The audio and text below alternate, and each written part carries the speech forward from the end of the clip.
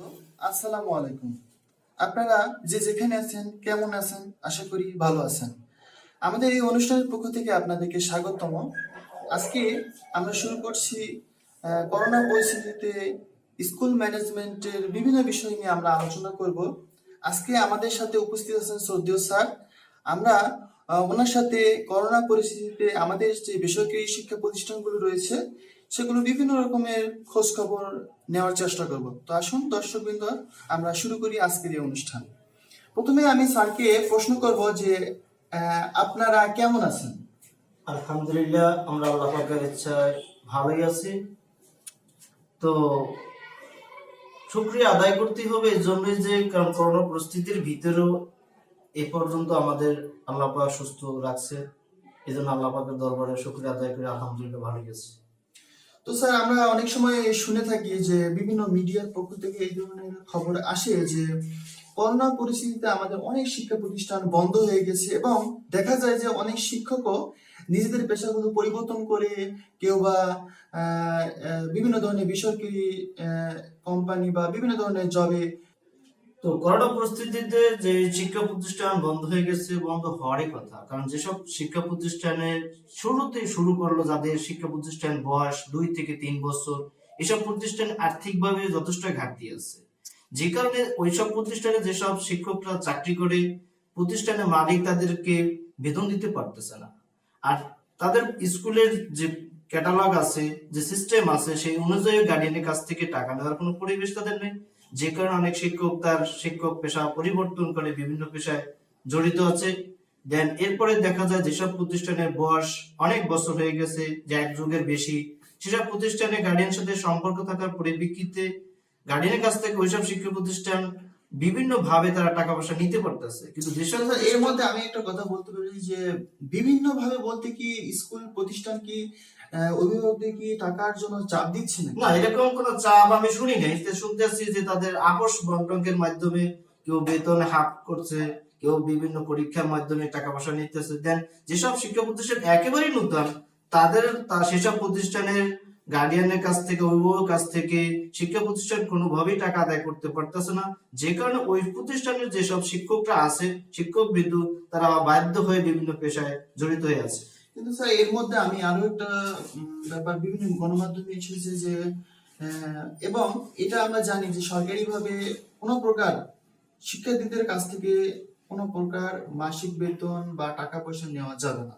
কিন্তু এরপরেও বেসরকারি শিক্ষা প্রতিষ্ঠানগুলো নিজেদেরকে টিকিয়ে রাখার জন্য তারা শিক্ষার্থীদের কাছ থেকে বিভিন্ন ধরনের মাসিক বেতন বা ফি আদায়ের চেষ্টা করছে। এটা আমি শুনেছি। কিন্তু আমরা যে এলাকায় বসবাস করি, এলাকা খুব দরিদ্র পরিবারের এলাকা। এই এলাকায় যেসব স্টুডেন্টরা বিভিন্ন স্কুলে পড়ে, তারা হয়তো ওইভাবে দিতে পারেনি। যেসব প্রতিষ্ঠান এস্টাবলিশড হয়ে আছে, যেসব প্রতিষ্ঠানের বয়স আজ প্রায় 15 বছর বা 12 বছর হয়ে গেছে, সেসব প্রতিষ্ঠানে যেভাবেই হোক তাদের কাছ থেকে নিতে পারতেছে। আমি এর সাথে আরো একটা প্রশ্ন অ্যাড করতে চাই, সেটা হলো প্রতিষ্ঠানের মালিক বা সরকারি প্রতিষ্ঠান শিক্ষকদের জন্য কোনো দৃশ্যমান কোনো পদক্ষেপ নিয়েছে কিনা? আমি একবার শুনেছি যে যেসব প্রাইভেট সেক্টর স্কুলগুলো আছে, তাদের শিক্ষক বিন্দু বা মালিক পক্ষের ভোটার আইডি কার্ড নিয়েছিল, যে ভাবছিল তাদেরকে একটা অনুদান দেবে। কিন্তু আজ অব্দি আমরা সেই অনুদান হাতে পাইনি। তো সেক্ষেত্রে আমাদের বর্তমানে পরিস্থিতিতে আমাদের চলাফেরা খুবই কষ্টসাধ্য। যদি যেসব প্রতিষ্ঠানের বয়স 3-4 বছর হয়েছে, এসব প্রতিষ্ঠানের মালিকদের যদি সরকার কর্তৃপক্ষ একটু সদনুবাদ দেখায়, যদি কিছু আর্থিক সাহায্য করে, তাহলে হয়তো কিছু একটু স্বচ্ছন্দ ভোট করতে পারি আমরা। তার মানে আমরা বলতে পারি যে সরকারিভাবে আমরা কোনো প্রকার সাহায্য সহযোগিতা পাই নাই, কিন্তু আমরা মালিক পক্ষের কাছ থেকে কোনো প্রকার কি সাহায্য সহযোগিতা পেয়েছি? না, যেসব প্রতিষ্ঠানের বয়স একেবারে কম, তাদের কাছ থেকে আমরা কোনো সাহায্য পাইনি। কারণ তাদের বিল্ডিং ভাড়া, তারপরে বিভিন্ন যে খরচ, আনুষঙ্গিক খরচ আছে, তারা অনেক টাকা ঋণ হয়ে গেছে। সেক্ষেত্রে আমরা মালিক পক্ষের কাছে জোর করতে পারি না যে আমাদের কিছু টাকা পয়সা দেন বা বেতন দেন, আমরা সেটা বলতে পারি। কারণ তারা এমনিতে আর্থিকভাবে ক্ষতিগ্রস্ত হয়ে গেছে। শিক্ষা প্রতিষ্ঠান তার উপকর্মীতে অনেক টাকা লস হয়ে গেছে। সেক্ষেত্রে আমরা তাদের কাছে টাকা পয়সা চাওয়ার মতো কোনো পরিবেশ আমাদের এখন হাতে নেই। যদি আমরা অসহায় অবস্থায় আছি, তারপর আমরা মালিক পক্ষের কাছে চাইতে পারতেছি। তাহলে কি এই যে বর্তমান যারা শিক্ষকরা আছেন বেসরকারি পর্যায়ে, তারা কিভাবে চলতেছেন? এখন এক একজনে বিভিন্ন কৌশলে চলতেছে। উপরওয়ালাই ভালো জানে। কেউ দেখা যায় যে আত্মীয় স্বজন, বন্ধু বান্ধব যারা ভালো বিভিন্ন পেশায় জড়িত, তাদের কাছ থেকে হয়তো কিছু টাকা ধার করতেছে অথবা কেউ হেল্প করতেছে বিভিন্ন ভাবে, যে যেভাবে পারতেছে। যখন দেখতেছে যে আমার এক আত্মীয় এখন শিক্ষা প্রতিষ্ঠানে চাকরি করে, বাট তার কোনো ইনকাম সোর্স নেই বলে চলে, তো সে এখন তার চলা খুব কষ্ট, এই জন্য যে যেভাবে পারে তার মতো করে একটু হেল্প করতেছে। কিন্তু সরকারি কোনো পক্ষ থেকে আমরা এরকম কোনো সহযোগিতা পাইতেছি না। আমরা আশা করি যে সরকার যদি আমাদের কিছু সহযোগিতা করে তাহলে আমাদের কিছু একটু ভালো হইতো। যেহেতু আমরা শিক্ষা জাতি মেরুদণ্ড, এই কথা স্বীকার করি, কিন্তু সেই শিক্ষার যে মূল অংশটা শিক্ষক, সেটাই যদি শিক্ষকরা ঠিক মতো না চলতে পারে তাহলে শিক্ষা আসলে কোনো সময় থাকবে না বলেই চলে। অনেকটা বলা যেতে পারে শিক্ষকদের জন্য এখন একটা মানবিক বিপর্যয়। অনেকটা করোনা যেমন আমাদের পরিবেশকে একটা মানবিক বিপর্যয়ের দিকে ঠেলে দিয়েছে, ঠিক তেমনি করোনা আমাদের শিক্ষক সমাজকেও অনেকটা মানবিক বিপর্যয়ের দিকে ঠেলে দিয়েছে। এই পরিস্থিতিতে যদি প্রশাসন একটু কার্যকরী পদক্ষেপ নেয় তাহলে অনেকটা বেসরকারি শিক্ষাটা অনেকটা এগিয়ে আসবে। তো আমি স্যারের কাছে আরো একটা প্রশ্ন রাখতে চাই, সেটা হলো যে এই যে করোনা পরিস্থিতিতে আপনারা যে মানবিক বিপর্যয়ের মধ্যে দিয়ে যাচ্ছেন, এর পরেও কিন্তু আমাদের শিক্ষা থেমে নেই।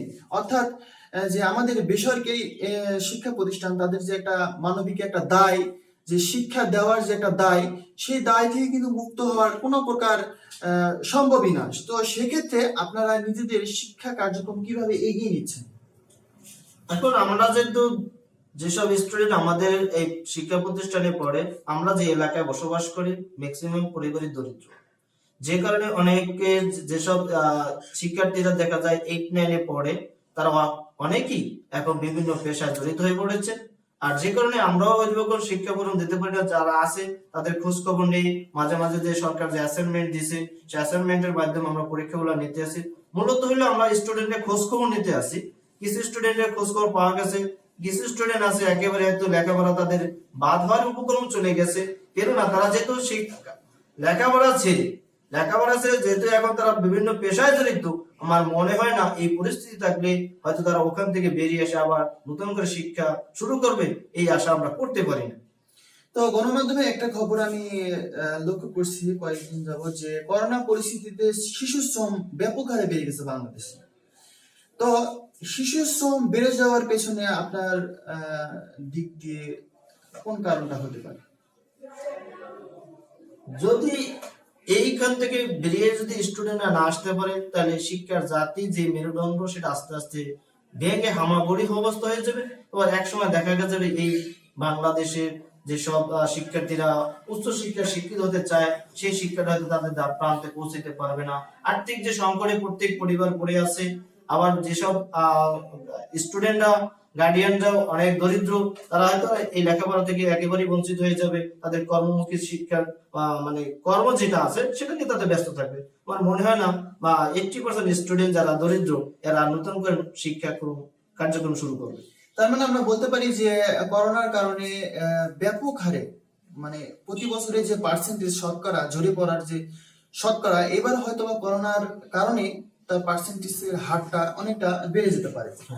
তো এর পেছনে করোনা অনেকটা দায়ী। এবং আমার ব্যক্তিগতভাবে আমি মনে করি যে সরকারি যদি আর্থিকভাবে যদি আমাদের প্রতিষ্ঠানগুলোকে সহযোগিতা করতে পারে তাহলে দেখা যায় যে শিক্ষকরা এই শিক্ষা কার্যক্রমকে আরো এগিয়ে নিতে পারে এবং শিশু শ্রম অনেকটা কমে যেতে পারে। তো এদিক দিয়ে আমি বলবো যে আপনারা নিজ উদ্যোগে, ব্যক্তিগত উদ্যোগে আপনারা শিক্ষার্থীদের কতটা খোঁজ খবর রাখছেন?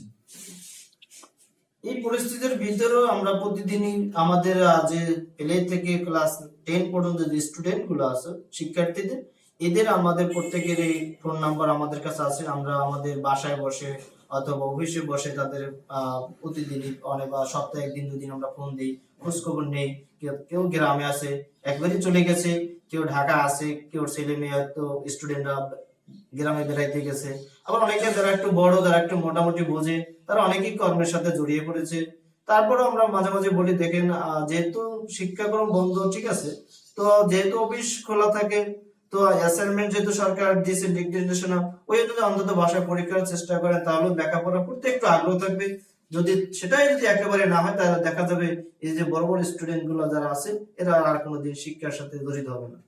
তো সুপ্রিয় দর্শক, আপনারা দেখতে পাচ্ছেন যে শিক্ষকরা কতটা মানবিক একটা বিপর্যয়ের মধ্যে দিয়ে যাচ্ছে। তারা নিজ উদ্যোগে শিক্ষার্থীদের খোঁজ খবর নিচ্ছেন এবং তাদের পড়াশোনার খোঁজ খবর নিচ্ছেন, তারা কোন পর্যায়ে আছে সেটাও খোঁজ খবর নেওয়ার চেষ্টা করতেছেন। সুতরাং আমরা এটা বলতেই পারি যে শিক্ষকরা কিন্তু অনেকটা মানবিক বিপর্যয়ের মধ্যে দিয়ে যাচ্ছে। এই অবস্থায় যদি প্রশাসন আমাদের দিকে না তাকায় তাহলে আরো ভবিষ্যতে যে কোন পর্যায়ে যাবে এমন হইতে পারে যে খোঁজ খবর নেওয়ার ওই মানুষটাও হয়তো বা খুঁজে পাওয়া যাবে না।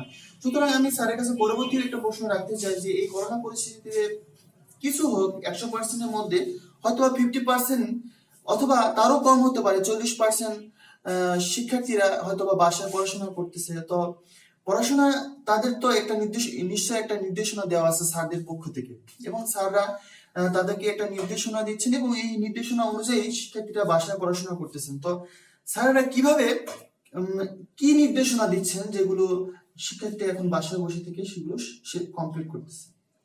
যে একটা গুজবের মধ্যে আমরা যেটা মনে করতে পারি যে একবার আমাদের পিএসসি এবং জেএসসি পরীক্ষাটা প্রথম যখন সরকার অটোপাস দিয়ে দিছে ঘোষণা করে, দ্বিতীয় পর্যায়ে যখন এইচএসসি পরীক্ষা নানার পরিপ্রেক্ষিতে যখন এসএসসি পরীক্ষাটাও অটোপাস হয়ে গেছে, সেক্ষেত্রে বর্তমানে যারা যেসব স্টুডেন্ট 9 অথবা এসএসসি পরীক্ষা 2021 সালের আছে, এরা লেখাপড়া একেবারেই বন্ধ করার উপক্রম চলে গেছে। আগে যতটুকু আশ্বাস ছিল সেই আশ্বাসটাও বন্ধ হয়ে গেছে।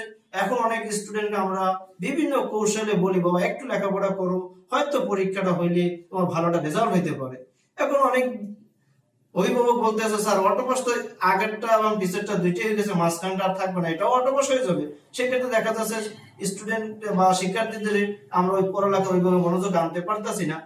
অন্যান্য ক্লাসে তো সেটা তো অনেক দূরের ব্যাপার, তারা তো ভাবতেছে আমরা যে কোনো ক্লাস থেকে যে কোনো ক্লাসে উঠতেই পাবো, যেহেতু মেট্রিক পরীক্ষা এবং এইচএসসি পরীক্ষা সেইটাই যদি অটোপাস হয়ে যায় তাহলে আর এই লেখাপড়ার কোনো ভ্যালু নাই বললেই চলে। তাহলে আমাদের কষ্ট করে লেখাপড়া দরকার নেই, আমরা এখন চাকরি বাকরি করি, যখন পরিস্থিতি সবাই তখন আমরা যা করার করবো। এখন আমরা ওইভাবে তারপর অনেকের সাথে যখন গার্ডিয়ানের সাথে স্টুডেন্টের সাথে রাস্তাঘাটে বা বিভিন্ন জায়গায় দেখা হয়, তখন আমরা বিভিন্ন কৌশলে বলি বাবা একটু লেখাপড়া করুক যাতে তোমার ভবিষ্যৎ একটু ভালো হয়।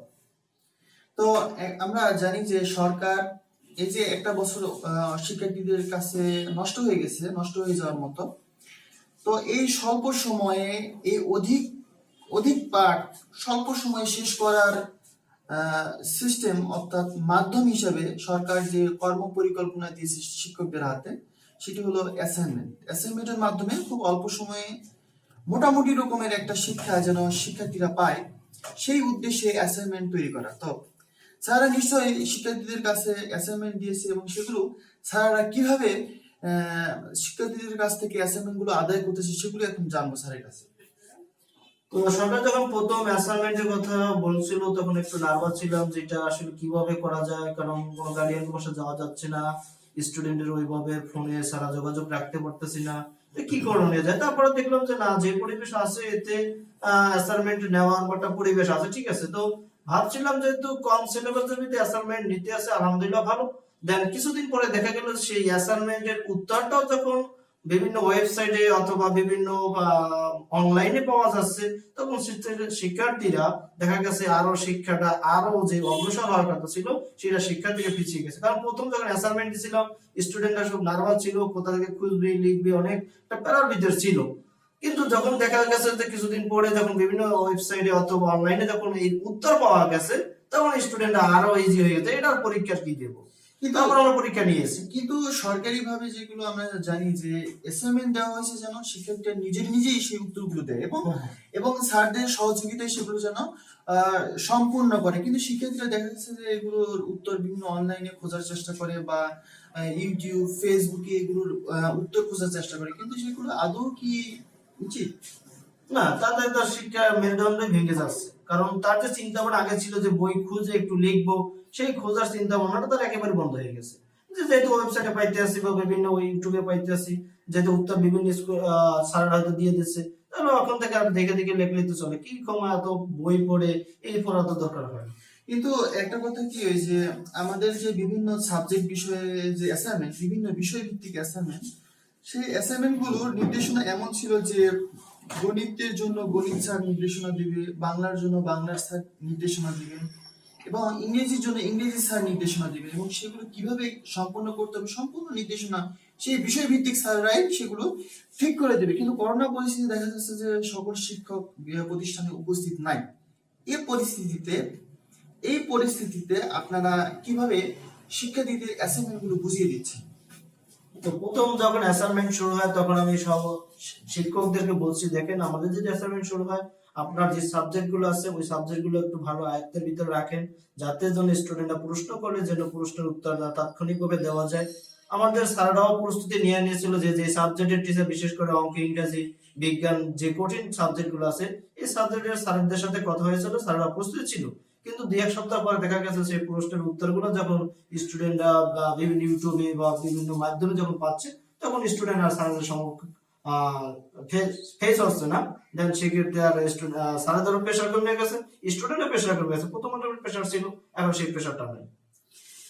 আর আবার এখানে আরো একটা সমস্যা থাকতে পারে, সেটা হলো সমস্ত শিক্ষার্থীদের প্রতিষ্ঠানে নিয়ে অ্যাসাইনমেন্ট বুঝিয়ে দেওয়া একটা করোনার জন্য একটা হুমকি স্বরূপ। করোনার যে স্বাস্থ্যবিধি সেটা মানা অনেকটা কঠিন হয়ে যাবে। তো আমি এরই মাঝে আরো একটা প্রশ্ন রাখতে চাই স্যারের কাছে, সেটা হলো প্রায় শিক্ষার্থীরা অভিযোগ করে যে করোনা পরিস্থিতিতে শিক্ষা প্রতিষ্ঠান বন্ধ, কিন্তু তারপরেও কিছু কিছু প্রতিষ্ঠান আমাদের কাছ থেকে জোরপূর্বক বিভিন্ন ধরনের মাসিক বেতন বা পরীক্ষা নিচ্ছে, যেটা পরীক্ষা নেওয়ার কথা উচিত না সরকারি ভাবে, যেটা শুধুমাত্র অ্যাসাইনমেন্ট নেওয়ার কথা। কিন্তু অনেক প্রতিষ্ঠান শুধুমাত্র বাড়তি বেতন আদায়ের উদ্দেশ্যে বা যে কোনো উদ্দেশ্যেই হোক বাড়তি পরীক্ষা নিচ্ছেন, পাশাপাশি আবার মাসিক বেতনও নিচ্ছেন। এ বিষয়ে আপনি কি বলবেন? তো দেখা গেছে যে ক্রাইম যেটা আমরা দেখি, ক্রাইম যে সিআইডি যেটা বলা হয়, এটা একটা গোপন তথ্যের ভিত্তিতে চলে। বিভিন্ন শিক্ষা প্রতিষ্ঠানের যে পরিচালক আছে অথবা মালিক পক্ষ আছে, তারা যখন গার্ডিয়ানের বিভিন্ন দুর্বলতার অপশন গুলো খোঁজে, যে সেই অপশনের উপর ভিত্তি করে যে যেভাবে পারতেছে ঠিক সেইভাবেই ক্রাইম গুলো করতেছে। তো যাদের সেসব প্রতিষ্ঠানের বয়স মনে করেন এক যুগের ওভার হয়ে গেছে, তারা জানে এই প্রতিষ্ঠানে কোন গার্ডিয়ানের কোন ধরনের চিন্তা ভাবনা আছে, সে কিন্তু জানে, সেই অনুযায়ী সে কিন্তু তার প্ল্যান করতেছে। কিন্তু যেসব প্রতিষ্ঠানের বয়স একেবারে নতুন, যে দুই এক বছর শুরু হয়েছে, তারা তো গার্ডিয়ান সম্পর্কে তো ধারণা নাই, স্টুডেন্ট সম্পর্কে ধারণা নাই, তারা এই জন্য কারো কাছ থেকে ওইভাবে টাকা পয়সা আদায় করতে পারতেছে না। কিন্তু যেসব প্রতিষ্ঠানের বয়স অনেক বছর হয়ে গেছে, তারা দেখতেছে যে না, আমার প্রতিষ্ঠান যদি 500 স্টুডেন্ট থাকে, এর ভিতরে 300 গার্ডিয়ান আছে যাদের কাছ থেকে আমি টাকা পয়সা নিতে পারবো, ঠিক তারা ওইভাবেই তাদের কাছ থেকে টাকা পয়সা নিতেছে। এগুলো আমরা প্রায় গণমাধ্যমে অভিযোগ আসে, আমরা প্রায় দেখি যে এগুলো অবৈধভাবে পরীক্ষা নিচ্ছে, যদিও সরকারিভাবে যে করোনার জন্য স্বাস্থ্যবিধি, শুধুমাত্র স্বাস্থ্যবিধি যেন লঙ্ঘন না হয় সেই উদ্দেশ্যে কিন্তু পরীক্ষা বাতিল করে অটো পাস বা অটো প্রমোশনের যে সিস্টেম সেগুলো শুরু হয়ে গেছে এবং অ্যাসাইনমেন্ট শুরু হয়ে গেছে। তো এরপরও অনেক প্রতিষ্ঠান শিক্ষক সেগুলো অবৈধভাবে পরীক্ষা নিচ্ছেন এবং পাশাপাশি অভিভাবকদের কাছ থেকে অতিরিক্ত টাকা আদায় করতেছে। তো স্যারের কাছে আমি একটা প্রশ্ন, যে হয়তোবা শিক্ষার্থীদের কাছ থেকে নিয়মিত বেতন ভাতা বা বিভিন্ন পরীক্ষার ফি এগুলো আদায় করতেছে, কিন্তু সারা বছরে কিন্তু তেমন একটা ক্লাসও হয় নাই, পরীক্ষাও হয় নাই এবং পড়াশোনা অনেকটা বন্ধই ছিল প্রায় পুরো বছরটা জুড়ে। তো এই যে তাদের কাছ থেকে যে বেতন ভাতা জোরপূর্বক নেওয়া হচ্ছে, কিন্তু তারা তো ওই পরিমাণ শিক্ষা তারা সারা বছরও দিতে পারে না। তো আমার কাছে প্রশ্ন, যে তাদের কাছ থেকে যে বেতনটা সেটা যে নেওয়া হয়েছে, কিন্তু তাদের কাছে যে যে ঘাটতিটা থেকে গেল, এই ঘাটতিটা তারা কিভাবে পূরণ করবেন সামনের বছর? শিক্ষার্থীর যে ঘাটতি, এই ঘাটতি পূরণ করার মতো পরিবেশ পরিস্থিতি আমার জানা মতে নাই। আমার শিক্ষার বাস্তব অভিজ্ঞতা থেকে মনে করি, যারা একটু নিজের থেকে সচেতন, তারা কিন্তু সব সময় ভালো কিছু শেখার আগ্রহ করে। অনেক সময় দেখা যায় একটা স্টুডেন্ট ক্লাস 3-তে পড়েও 4-এর ক্লাসের বই নিয়ে গবেষণা করার চিন্তা ভাবনা করেন, শেখার আগ্রহ জাগে। কেউ আছে 5-এ পড়েও দেখা যায় 3-এর বইতে কি ছিল সেটাই তার মনে নাই। এই যে দেখা গেল যে ব্যবধান, যে ক্লাস ওই ব্যবধানটা, একজনের স্বপ্ন যে 3-তে পড়ে সে 4-এর বইয়ের স্বপ্ন দেখতে আছে যে 4-এর বইয়ের মধ্যে কি থাকতে পারে, আর একজন স্টুডেন্ট আছে 5-এ পড়েও দেখতে আছে যে না 3-এর বইতে কি পড়ছে তার সেটা মনে নাই। তা দেন এই এক বছর যে শিক্ষাক্রম হয় নাই, যারা ভালো স্টুডেন্ট আর ভালো স্বপ্ন আছে তারা এই ক্ষতিপূরণ আস্তে আস্তে শুধলে নেবে। কিন্তু যারা খারাপ স্টুডেন্ট, তারা ভাবতে আছে যে এক ক্লাস তো পার হয়ে গেছে, আর পিছের ক্লাসের চিন্তা ভাবনা করার কোনো প্রশ্নই আসে না। তার মানে আমরা বলতে পারি যে আমাদের একটা প্রজন্ম একটা শিক্ষা ঘাটতির মধ্যে পড়লো। তাদের শিখি, এটা অবশ্যই স্বীকার করতে হবে। যে শিক্ষা জাতির মেরুদণ্ড, এটা বর্তমানে মেরুদণ্ড নাই বলে চলে, হামাগুড়ি অবস্থায় পড়ে আছে। আপনি বলতেছেন যে শিক্ষার্থীরা আস্তে আস্তে এই যে ঘাটতিটা তারা নিজেরাই পূরণ করবে, কিন্তু প্রাতিষ্ঠানিকভাবে আপনাদের পক্ষ থেকে কি ধরনের পদক্ষেপ আছে? যেহেতু মনে করেন একটা স্টুডেন্ট মনে করেন 6 এ পড়ে 1 বছর পড়তে পারেনি, সে এখন মনে করেন 8 এ উঠবে, 7 না পড়েই 8 উঠতে আছে, তাহলে 7 এর যে ঘাটতিটা আছে সেটা যখন হচ্ছে না, তারপর যদি যে স্টুডেন্ট ভালো আছে বা যারা আগ্রহ আছে, স্যাররা আপ্রাণ চেষ্টা করবে সেই ঘাটতিগুলো যেন আস্তে আস্তে পূরণ হয়ে যায়। যেমন 6 এও বীজগণিত আছে, 8 এও বীজগণিত আছে, মাঝখানে 7 এর যে বীজগণিত, এটা 6 এবং 7 এর সমানই কিন্তু 8 এর বীজগণিতটা তৈরি হয়েছে। বীজগণিতের যে সূত্রগুলো আছে এটা 8 এও আছে। যদি কোনো শিক্ষার্থী চেষ্টা করে যে না আমার 7 এ গ্যাপ পূরণ করব, তাহলে 8 এর যে বীজগণিত আছে বা অন্যান্য যে নীতি আছে সেটা যদি সে ফলো ভালো করে করে, তাহলে 7 এর সেই ঘাটতিটা কি তা পূরণ হয়ে যাবে। তো আমরা এর পাশাপাশি একটা আশঙ্কা করতেছি যে যেহেতু করোনা পরিস্থিতিতে অনেক শিক্ষার্থীরা তাদের পাঠের পড়াগুলো কমপ্লিট করতে পারেনি বা শেষ করতে পারে নাই, এমতো অবস্থায় দেখা যাচ্ছে যে তারা যখন ধরুন যে সপ্তম শ্রেণীর কিছু শিক্ষার্থী অষ্টম শ্রেণীতে উঠছিল, কিন্তু করোনার কারণে তাদের অষ্টম ক্লাসটা সম্পূর্ণ করতে পারেনি। এমতো অবস্থায় তারা অটো প্রমোশনের মাধ্যমে নবম শ্রেণীতে উত্তীর্ণ হবে। তো তার মাঝে যে অষ্টম শ্রেণীর যে একটা ঘাটতি, সেই ঘাটতিটা থেকে যাবে। এই পরিস্থিতিতে অনেক অভিভাবক হয়তো বা চাইবেন তার তার যে সন্তানকে একটা কোচিং বা প্রাইভেট টিউটর রাখার জন্য। তো এমন তো অবস্থা আমরা আশঙ্কা করতেছি যে ব্যাপক হারে কোচিং বাণিজ্যটা শুরু হতে পারে। এই ব্যাপারে আপনার কি মতামত? এক বছর শেষ নাগাদ এখন ওইভাবে আর কোচিং যে বাণিজ্যটা আছে এটা শুরু হওয়ার কোনো পরিবেশ নেই।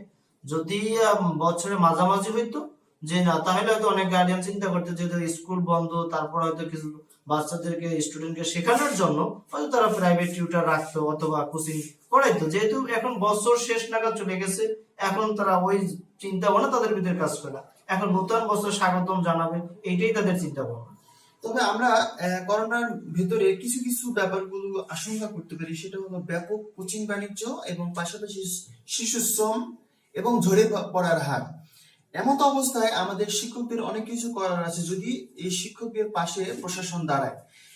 এই শিক্ষকদের পাশে যদি প্রশাসন না দাঁড়ায়, তাহলে আমাদের কিন্তু শিক্ষা ব্যবস্থা ব্যাপক ধস নামবে। পাশাপাশি আমাদের যে সামাজিক অবক্ষয়, শিশু শ্রম, তারপর বাল্য বিবাহ, এরপর ঝরে পড়ার হার, এরপর কোচিং বাণিজ্য, এগুলো কিন্তু বাণিজ্যিক ব্যাপক হারে আহ, আহ, নষ্ট হওয়ার সম্ভাবনা আছে। তো এর পাশাপাশি আমি স্যারকে আরো একটু প্রশ্ন করতে চাই যে আপনারা কি স্কুল থেকে কোনো প্রকার কি বেতন নিচ্ছেন শিক্ষার্থীর কাছ থেকে? না, আমাদের স্কুল থেকে আমরা নিতে পারতেছি না। দেখা যাচ্ছে যে অনেক স্কুলে আবার কোচিংটাও চালু আছে, এ ব্যাপারে আপনি কি বলবেন? তো দেখা গেছে যে কথাটা আমি আগেও বলেছি, যেমন পিএসসি, জেএসসি এবং এসএসসি, বিশেষ করে যারা নবম শ্রেণীতে রেজিস্ট্রেশন হয়ে গেছে তারা কিন্তু ওই স্কুলেরই স্টুডেন্টে অন্তর্ভুক্ত হয়ে পড়ে গেছে। যেহেতু পিএসসি পরীক্ষা, তারা সার্টিফিকেট সরকার একটা যেভাবে হোক দেওয়ার চেষ্টা করবে, সেই সার্টিফিকেটের উপর ভিত্তি করে অনেক গার্ডিয়ান স্কুলে হয়তো কোচিং করায় অথবা তাদের যে দিক নির্দেশনা আছে শিক্ষা প্রতিষ্ঠানের সে অনুযায়ী তারা বেতন অথবা বিভিন্ন টাকা পয়সা দিয়ে তাদের বছরটা পার করতে আছে। যেসব স্টুডেন্ট এইটে আছে তাদের তো রেজিস্ট্রেশন হয়ে গেছে, সরকার অটো পাসের পরিবর্তে যদি কোনো একটা ডকুমেন্ট দেয় অথবা কিছু একটা নবম শ্রেণী ভর্তি হলে তো কিছু একটা লাগবে, সেক্ষেত্রে দেখা যায় অনেক শিক্ষা প্রতিষ্ঠান ব্ল্যাকমেইল করে বিভিন্ন ভাবে তাদের কাছ থেকে গার্ডিয়ানের কাছ থেকে টাকা নিচ্ছে, যে কারণে গার্ডিয়ানরা জব্দ হয়ে গেছে, উপায়ন্ত না পেয়ে প্রতিষ্ঠানের কথাই তারা মাইনে নিচ্ছে। আচ্ছা, তাহলে করোনা পরিস্থিতিতে যে স্কুল প্রতিষ্ঠান বন্ধ এবং ভ্যাকসিন আসলে হয়তো বা প্রতিষ্ঠান সরকারের পক্ষ থেকে খুলে দেওয়া হবে। তো এই পরিস্থিতিতে প্রত্যেকটা প্রতিষ্ঠানের একটা আগাম পরিকল্পনা থাকে যে আমার প্রতিষ্ঠানটা যদি খোলা হয় বা ভ্যাকসিন আসলে যে সরকার যখন প্রতিষ্ঠান খুলে দিবে, এরপর আমাদের যে কার্যক্রম, প্রত্যেকটা প্রতিষ্ঠানের একটা নির্দিষ্ট কার্যক্রম থাকবে। তো আপনাদের প্রতিষ্ঠান কি ধরনের কার্যক্রম গ্রহণ করবে যদি স্কুল খোলে? তো আমাদের চিন্তা ভাবনা, আমরা যেহেতু সেবা প্রতিষ্ঠানের সাথে জড়িত, শিক্ষাই মানে সেবা, তো আমাদের স্বপ্ন আর্থিক যে ক্ষতি হয়েছে এটা যদি সরকার আমাদেরকে কিছুটা আর্থিক ভাবে সহযোগিতা করে, তাহলে আমরা পদক্ষেপ নেব যে যেসব স্টুডেন্ট মেধাবী, অথবা যাদের লেখাপড়ার আগ্রহ আছে কিন্তু দরিদ্র, তাদেরকে আমরা যতটুকু সুযোগ সুবিধা দেওয়া দরকার ততটুকু সুযোগ সুবিধা দিয়ে আমরা শিক্ষার মান এগিয়ে যাব। আর যদি দেখা যায় যে সরকারও কোনো পদক্ষেপ নিতেছে না, আর আমরা গার্ডিয়ানের কাছ থেকে ওইভাবে কোনো টাকা পয়সা নিতে পারতেছি না, তখন হয়তো শিক্ষা প্রতিষ্ঠান যে কোন লক্ষ্যে পৌঁছবে তা বলা যাচ্ছে না। কারণ মালিক পক্ষে কিন্তু প্রতি মাসেই ভাড়া দিয়ে যাচ্ছে, এবং টিচারগুলোর সাথেও মাঝে মাঝে কিছু টাকা হয়তো তাদেরকে দেয়, হাত খরচ কিছু টাকা দেয়। এত টাকা খরচের পরেও যদি যদি আদায় না করতে পারে, তাহলে সেই সেবা থাকবে না। তো এর পাশাপাশি আমি আরো একটু প্রশ্ন করতে চাই, সেটা হলো যে যেহেতু প্রতি বছরের ন্যায় এই বছরটা কিন্তু আলাদা এবং সম্পূর্ণ আলাদা, তো এই পরিস্থিতিতে বিভিন্ন স্কুল হয়তোবা তাদের যে কাজের যে গতি, তাদের যে শিক্ষার যে গতি, সেগুলো হয়তো আগের মতোই চলমান করবে। কিন্তু আমি আপনার কাছে প্রশ্ন রাখতে চাই যে আপনাদের প্রতিষ্ঠান এই করোনা পরিস্থিতিতে শিক্ষার্থীদের কি ধরনের সুযোগ সুবিধা দিবে, এবং শিক্ষার্থীদের যে ঘাটতি, সেই ঘাটতি তো অবশ্যই থাকবে, পাশাপাশি গার্জিয়ানদের যে অর্থনৈতিক সমস্যা, করোনা পরিস্থিতিতে তাদের যে আর্থিক ঘাটতি, এই সকল সমস্যার একটু সমাধান সাথে তো থাকবেই, এবং তাদের যে সুযোগ সুবিধা, এই সব সুযোগ সুবিধা আপনাদের প্রতিষ্ঠান কতটা হাতে নিবে আর কি? প্রথমত দেখা যায় এলাকায় অনেক শিক্ষা প্রতিষ্ঠান থাকার পরিপ্রেক্ষিতে এই যে আর্থিক সুবিধা, এই সুবিধা দিতে দিতে এমন এক পর্যায়ে চলে যায়, তখন এই বিভিন্ন অসহায় গার্ডিয়ানরা ওই লোভে পড়ে ওই স্কুলে ভর্তি করায়। দেখা যায় কিছুদিন পরে সেই সুযোগ পাচ্ছে কিন্তু আর শিক্ষা পাচ্ছে না। তাহলে আমি সেইটা চাই না। আমি চাই প্রথমত যেসব স্টুডেন্টরা লেখাপড়া আগ্রহ, অভিভাবকরা লেখাপড়া করাইতে আগ্রহ, ওইসব স্টুডেন্টকে আগে ভর্তি করাবো, এরপরে সুযোগটা পরে দেবো। আমি যদি সুযোগ দিলাম, যদি শিক্ষা না দেয়, সুযোগ দিয়ে কোনো লাভ নেই। আগে আমার শিক্ষার মান দিতে হবে, মানের পরিপ্রেক্ষিতে গার্ডিয়ানের পরিস্থিতি মোতাবেক যে বলবো যে দেখেন আমরাও তো প্রতিষ্ঠান চালাই, এই প্রতিষ্ঠানে ভাড়া দিতে হয়, আপনারা যদি এই পরিমাণ দেন তাহলে আমাদেরও আপনাদের বাচ্চাদেরকে শিক্ষা দিতে কি সুবিধা হবে। উদাহরণস্বরূপ যদি বলি, আমার যদি পেটে যদি প্রচুর পরিমাণ ক্ষুধা থাকে, তাহলে আমার কাছ থেকে আর শিক্ষা নীতি কোনো ছাত্র আশা করতে পারে না। আমার পেটে যদি মোটামুটি ক্ষুধা নিবারণ থাকে, সেই সময় যে কোনো মানুষই যদি আমার কাছে শিক্ষা চায়, আমি শিক্ষা দিতে বাধ্য। তো যদি শুধু আমরা সুযোগ দিলাম, শিক্ষা দিলাম না, তাহলে সেই সুযোগ দিয়ে গার্ডিয়ানকে পেশার মধ্যে রাখার কোনো প্রশ্নই আসে না। আগে যদি গার্ডিয়ানরা যদি বলে যে আমার বাচ্চাকে আগে শিক্ষা দিতে হবে, বাট আমার পরিস্থিতি মোতাবেক আমি আপনাকে এই কয় টাকা বেতন দিতে পারেন, এই কয় টাকা দিতে পারি, তাহলে মাইনে থাকবে। আমি যদি সব কিছু ফ্রি দিই, আর তাহলে দেখা যাবে একসময় ওই প্রতিষ্ঠান আর শিক্ষা দিতে পারবে না। কারণ টিচারকে বেতন প্রতিষ্ঠানে ভাড়া যখন মালিক পক্ষ দিতে পারবে না, টিচারকে বেতন যখন মালিক পক্ষ দিতে পারবে না, তখন টিচাররা সেই সুশিক্ষা নিয়ে ব্যস্ত থাকবে না। তখন তারা ভাববে যে আসছে ওই পর্যন্ত শেষ। তাহলে দেখা গেছে সেই সুবাদার্থে শিক্ষার্থীদের আরো বেশি ধরে পড়বে।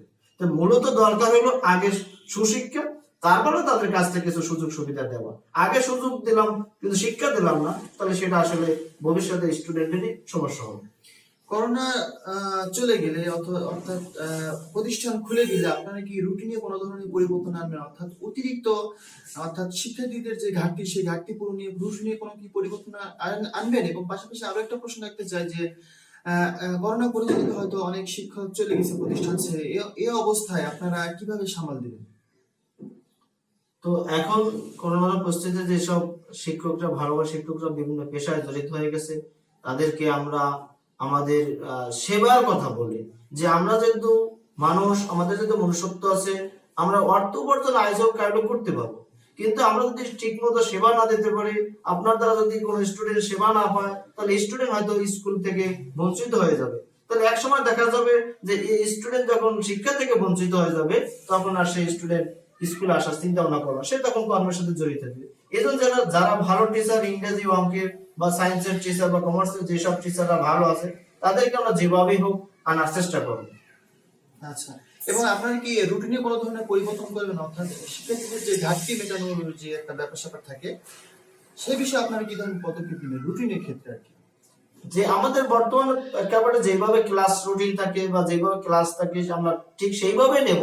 যদি এবং গার্ডিয়ানের সাথে সমন্বয়ে আমরা মিটিং করে যদি দেখি যে না, যে গার্ডিয়ান কিছু কিছু গার্ডিয়ান আগ্রহ আছে যে বিগত বছরের ঘাটতিটা পূরণ করার স্বার্থে, সেক্ষেত্রে আমাদের অতিরিক্ত সময় দরকার হয় তাদের সুবিধার্থে, তাদের স্বার্থে, তাহলে আমরা সেটা দেওয়ার চেষ্টা করবো।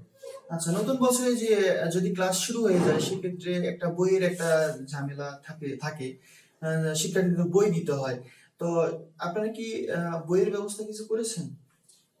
আমি বিভিন্ন মাধ্যমিক শাখার যে অফিসার আছে তাদের সাথে যোগাযোগ করেছি, বলছে এখন পর্যন্ত তাদের হাতে কোনো বই এখনো আসেনি। তাই সরকার বই দেবে স্বীকার করছে, তো হয়তো একটু দেরি হইতে পারে। আচ্ছা, তো আমরা এই অনুষ্ঠানে একদম শেষ পর্যায়ে এসেছি, এবং শেষ পর্যায়ে এসে স্যারের কাছে আরো কয়েকটা প্রশ্ন রাখতে চাই। সেটা হলো, আপনি এই বর্তমান পরিস্থিতিতে, অর্থাৎ করোনা পরিস্থিতিতে অভিভাবকদের বিষয়ে কিছু বলতে চান কিনা? সর্বশেষ পরিস্থিতিতে যখনই কোনো বাসায় যাই বর্তমানে অথবা ফোনে যোগাযোগ রাখি, তখন সবসময় তাদেরকে সতর্ক থাকার জন্য অনুরোধ জানাই যে ভাই আপনি যদি ভালো থাকেন ইনশাল্লাহ আমিও ভালো থাকবো। কারণ আপনি, আপনার বাচ্চা আমার স্কুলে পড়ে, যদি আপনি যদি কোনো দুর্ঘটনা ঘটে তো দেখা যায় ওই বাচ্চাটার ভবিষ্যৎটাও নষ্ট হয়ে যেতে পারে। তো অতএব অর্থ উপার্জন আয়োজন কারণে ইনশাল্লাহ হবে। তো আপনি আপনার সেফ মতো থাকার চেষ্টা করেন, রাস্তাঘাটে বের হইলে সরকার দিক নির্দেশ অনুযায়ী মাস্ক ব্যবহার করে হাঁটাচলা করবে, যাতে আপনি সুস্থ থাকবেন ইনশাল্লাহ আমিও সুস্থ। কারণ আমার শিক্ষা প্রতিষ্ঠানে যদি 200 স্টুডেন্ট থাকে, তার মধ্যে যদি 100 গার্ডিয়ানের বা স্টুডেন্টের যদি বিভিন্ন সমস্যায় জড়িত হয়ে পড়ে, তাহলে ওই স্টুডেন্ট এবং গার্ডিয়ান দেখা যাবে শিক্ষার আলো থেকেই বঞ্চিত হয়ে যাবে।